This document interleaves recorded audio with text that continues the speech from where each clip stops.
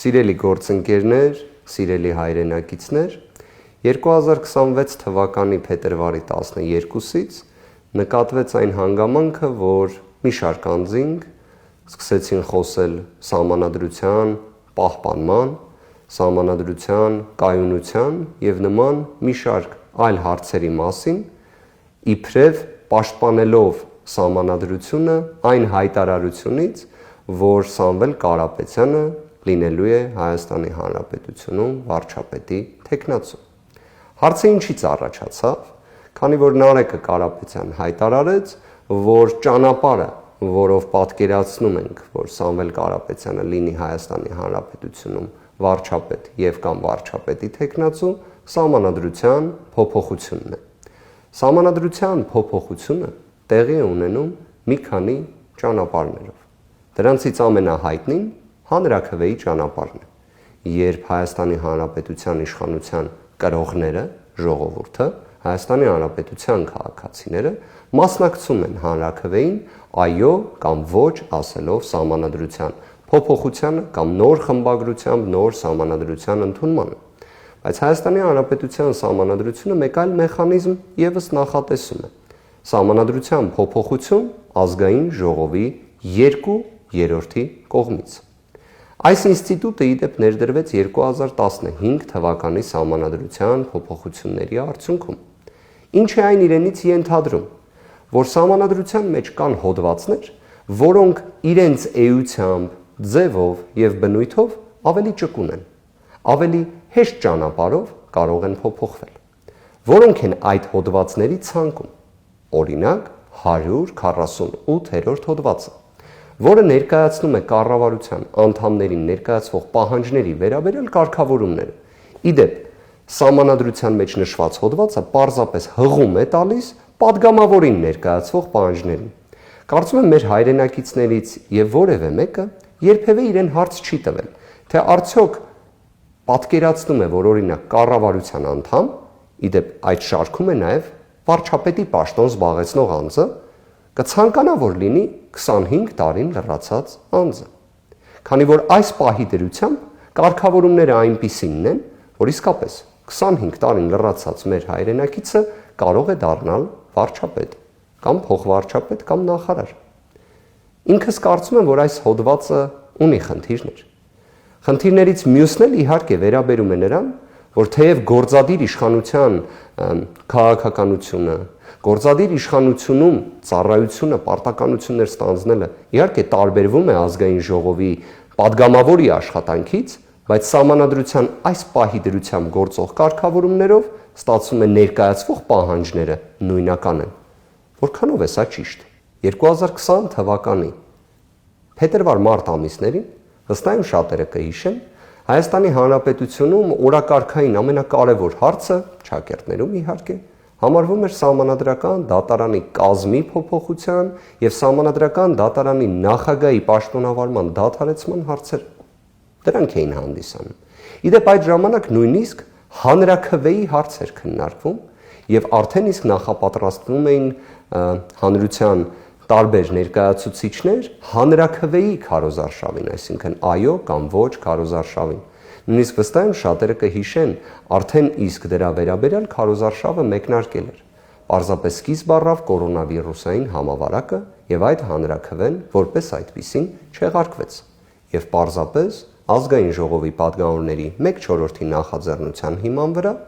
եւ 2/3 կողմ ձայների հիման վրա ընդունվեց Հայաստանի Հանրապետության սահմանադրության փոփոխություն ազգային ժողովի կողմից։ Մենք պետք է շարժվենք առաջ նախադեպ գուցե այստեղով։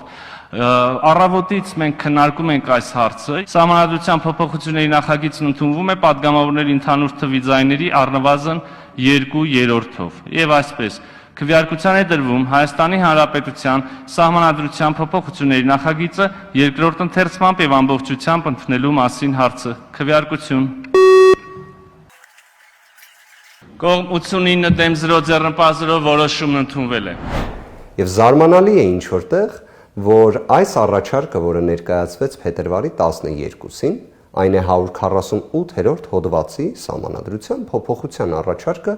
հենց հիմնականում քննադատվեց կամ թիրախավորվեց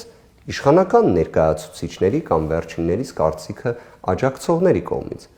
Որոշակի տպավորություն էր առաջանում, որ այն, ինչ նկարագրեցի 2020 թվականի հունիսի 22-ի իրադարձությունների վերաբերյալ տեղի չէր ունեցել, մինչդեռ այն տեղի էր ունեցել։ Իդեպ դրա վերաբերյալ նաև առկա են համացանցում բազմաթիվ տեսանյութեր եւ ի վերջո ազգային ժողովի նիստերի սղագրություն, քանի որ այդ գործընթացը տեղի ունեցել ազգային ժողովի կողմից։ Իդեպ իրացվել է մեկ խմբակցության որոշմամբ, քանի որ սահմանադրությունը որպես այդպիսին նման մեխանիզմ թույլ է տալիս։ Նկատեցի նաև, որ կար մի կարծիք, որ նման հարցերը պարտադիր պետք է նաև ուղարկվեն սահմանադրական դատարան կարծիք ստանալու համար։ Կներեք իհարկե, բայց մենք ունենք, ինչպես օգտագործվել էր եզրույթը, նախադեպ։ Նախադեպը հենց նույն 2020 թվականի հունիսի 22-ի ազգային ժողովի կողմից սահմանադրության փոփոխությունն էր,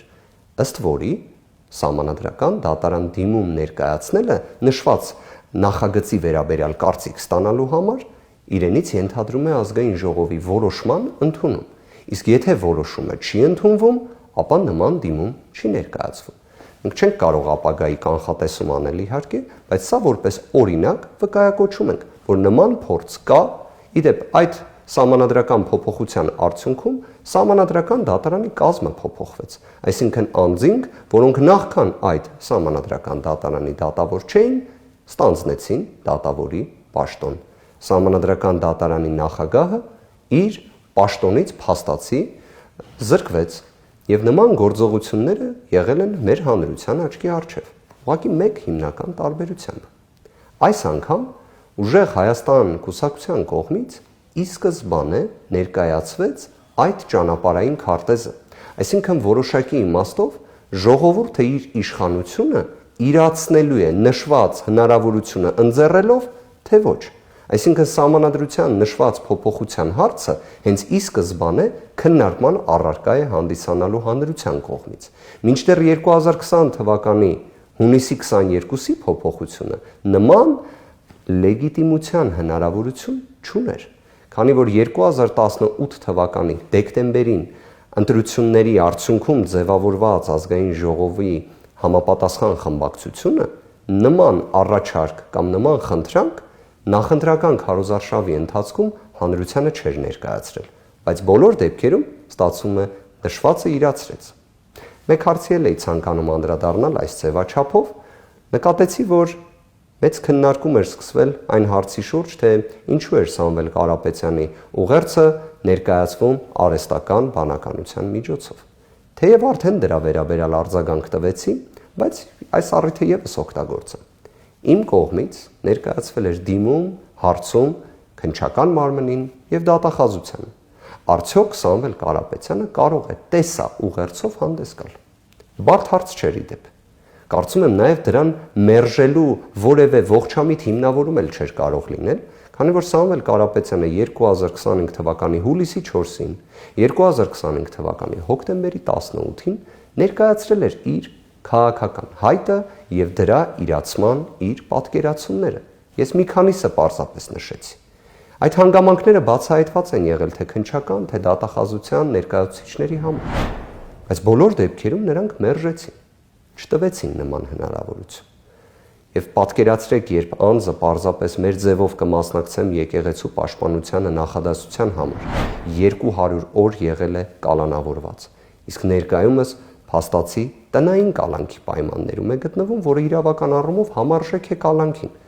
Որքանով է ողջամիտ պատկերացնելը, թե ինչպիսի մեկնաբանություններ կկատարեն հենց նույն քննչական եւ դատախազության ներկայացուցիչները։ Կարծում եմ ակնհայտ է, որ դա մեկնաբանվելու էր որպես խախտում։ Իսկ թույլ չտալը,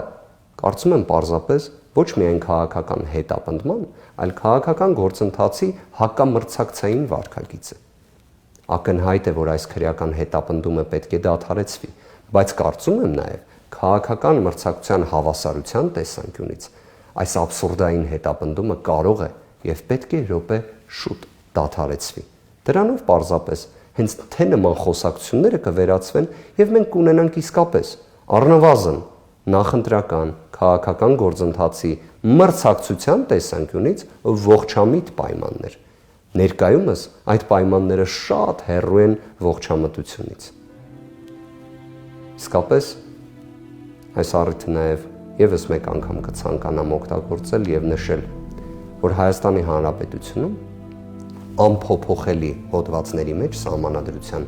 կարևորագույն հոդվածներից մեկը 3-րդ հոդվածն է, որը եւ նախատեսում է, որ իրավունքը պետք է գերակայի։ Այդ հոդվածը ի դեպ ոնց նշեցի, անփոփոխելի է, բայց Հայաստանում ավաղ այդ գերակայությունը շատ հաճախ խաթարվում է։ Մեր Հայաստանի Հանրապետությունը իսկապես ուժեղ պետություն պետք է լինի։ Մեր Հայաստանի Հանրապետությունը, կարծում եմ, բոլոր հայերի համար լավագույն հանրապետությունն է եւ լավագույն տեղն է։ Իսկ իրավունքը պետք է գերակայի, քանի որ հենց նշվածն է երաշխիքը, որ մեր իրականությունը լինի այնպիսին, որը մեր պատկերացումներին համապատասխանող կլինի։ Իրավունքի գերակայության համար առաջնահերթություն է, որ Հայաստանի Հանրապետությունում չլինեն քաղաքական հետապնդման ենթարկվողներ, չլինեն քաղաքական բանտարկյալներ։ Հետևաբար ամփոփելով խոսքս ուզում եմ նշել, իրավունքը պետք է գերակայի եւ ազատություն բոլոր քաղբանտարկյալներին։ Աստված բոլորիս պահապան։ Շնորհակալ եմ։